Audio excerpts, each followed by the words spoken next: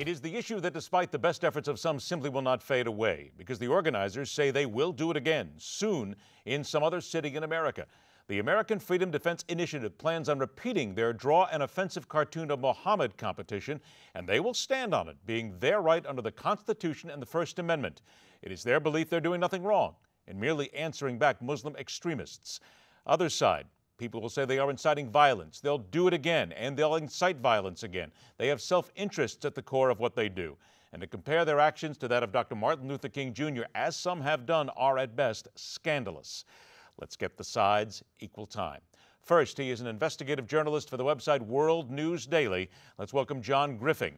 And then joined by senior fellow at the Southwest Initiative for the Study of Middle East Conflict, Musa al-Gharbi. I thank you both for joining us this evening. Thank you, Thanks so much for having me on the program. Musa, let me start with you. Would you agree that under American Constitution, that the AFDI and other organizations have the right to do what they did? Yeah, absolutely. As I spelled out in my piece in Salon, there's no question that they have the legal right to do it.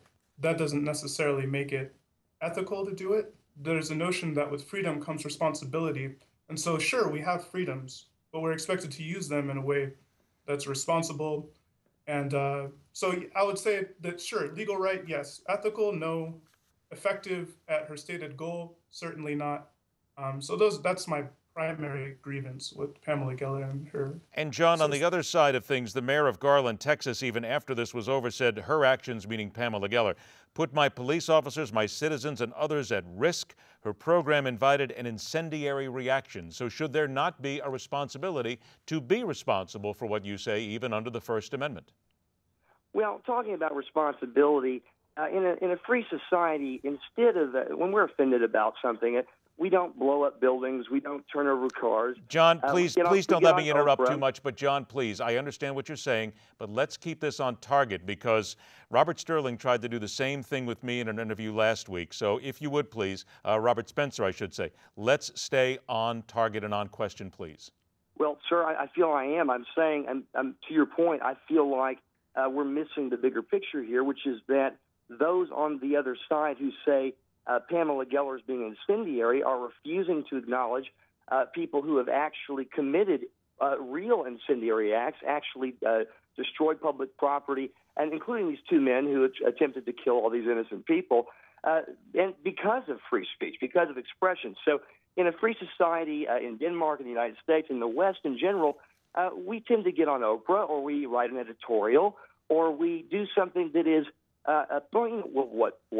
what my opponent just did, which is write a very nice column at Salon. We do not, however, try to snipe and pick off individual citizens or threaten journalists who are attempting to respond or react to a very anti-Western, anti-free speech, anti-openness, paradigm. Okay. Religious or not. I'm going to stop you there because we only have so much time. I've only got about 2 minutes left. I want to make sure we get everybody in. Musa, let me get it from your side then. Do you see that at least this is where that side is coming from? But then again, the Geller side and the AFDI side will say that those who believe in this free speech and who sometimes take it too far don't actually, if you would, care for their own. Watch the Muslim terrorists here and make sure that they do not take these actions, to watch after them. Okay, so there's a few things there. As far as Muslims sort of taking care of their own and trying to prevent this, the local Muslim community didn't even exercise their right to protest, which is their constitutional right, but they didn't even do that in this case. And there was a large concerted effort from the local community not to even, waste their effort with this woman. But they can't control someone living in Arizona, a random person with a random plot.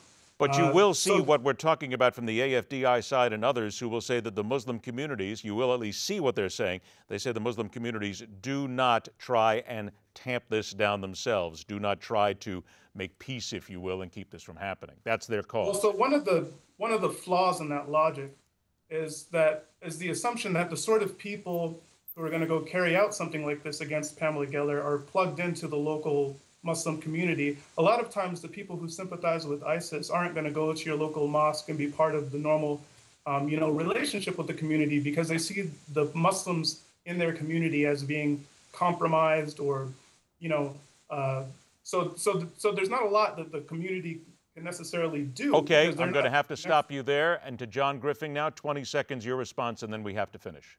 Okay, I will say that even moderate Muslims are at risk for radicalization, and the president of CARE, which is considered a moderate Muslim advocacy group, has said that he wants to replace the Constitution with the Quran, and that's a direct quote verbatim.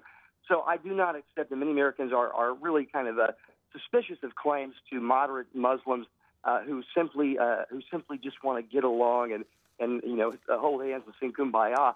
Unfortunately, we're out of time. I tell you what, John, we're going to have to bring everybody back again and spend much more time on this because we have only scratched the surface, I will say, but unfortunately we're stuck on time. John Griffing, Musa al-Gharbi, we will have you back again for more conversation. The Hardline continues.